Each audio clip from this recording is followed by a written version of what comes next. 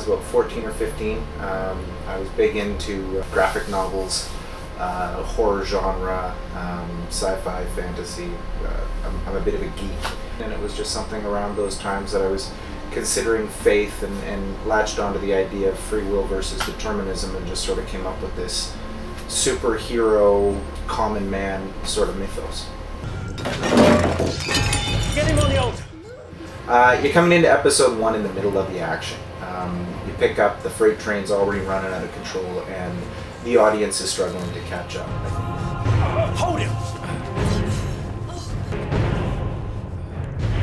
I think it's a great foundation and a base that really establishes the crux of the matter of divine, and the fact that there is a religious, monumental thing going on. In our world, God exists. In our world, miracles and demons and good and evil exist. And I think that for a initial starting point for an episode, I think it comes in and really punches people in the face and says, hey! And I hope that it leaves enough questions that everyone's then sitting around going, what? I don't understand.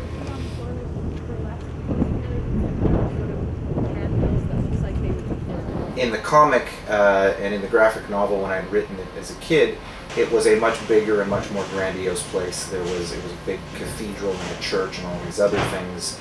And when we started to get down into the brass tacks of budget and continuation of shooting the project, one of the things that I remember Robert sitting down, one of the early meetings we had with him, and he said, well, what world does this take place in? And I said, it takes place in this world. He said, yes, but there's angels and demons and, you know, God and power and magic and all these other things. And we had this whole debate where I said, well, that could be this world.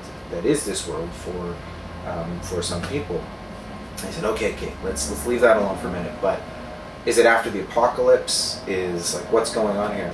So when we started to sit down and we have budget, it was his statement of after the apocalypse that made me think, let's make this dirtier and grittier and take it down into the inner dungeons. And we decided upon a soup kitchen, like an inner city mission in the dregs of the city. It played right into the story. You know, there's lots of things, there's lots of rules in Christianity that we're breaking, but we're breaking them for a reason of the story, and there's lots of little Easter eggs in there. But when you look on the screen and you see Dan, you know, naked on an altar, bleeding to death, in a mission with a neon sign behind him, and the Virgin Mary and a statue of Jesus with Christmas tree halos around them, I don't think it could have come out any better. I think it's more true to the graphic novel genre than it would have been if we had the bigger budget and put it in the church. I am getting sick of this lady. Show me what's in the bag.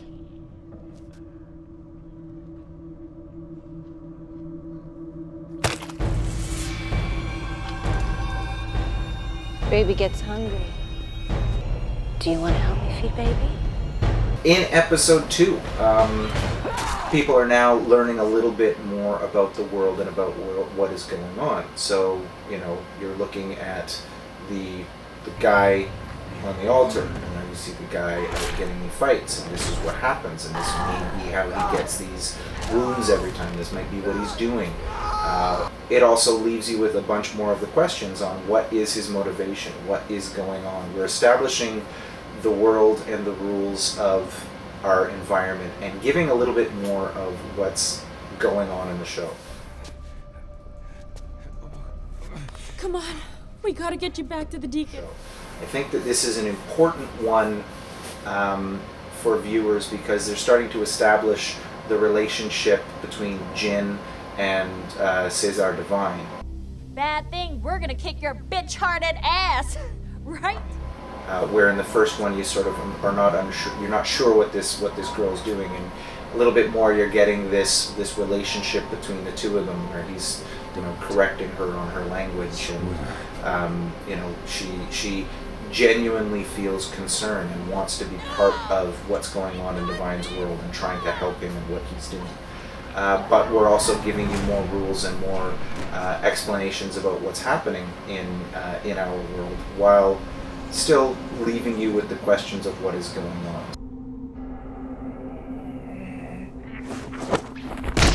Jesus Christ. The zombie baby, it was just inherently, when you see a woman with a baby in a dangerous situation, it makes us want to help, or it increases the tension about what's going on. And it was also the red herring. By putting that baby in there and just peppering the show at the opportune moments with the little baby cooings and that sort of thing to remind everybody that there was a baby involved, it helped tell the story, but it also showed that divine fighting, baby or not, he'll throw down. Alright, so the only technical thing I have to do is a range of motion. Okay. And then we'll get ready for shooting. Okay. It was my first experience being on the stage with mocap. It's a process that I think people specifically think of as a feature film technique because that's what it's been reserved for.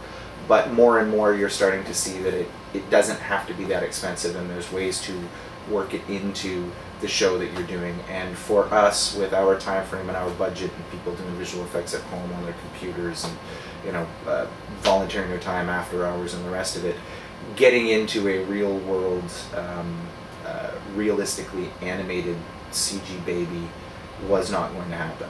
And because of Mark Meloche and his effects team, we decided to go with it, and Adele ran around and found us a mocap place, and we pulled it off. So it was a lot of fun. Scott was awesome. He was our mocap baby, and we had a lot of fun doing it. Baby's hungry. Baby's always hungry. You can choose. Do you want to help me feed baby? I've always thought that the praying mantis is such a cool, creepy, scary, frightening thing. The idea that, she looks like she's praying before she does her thing, and the praying mantis, I thought it was just a nice, creepy image and vision to go with.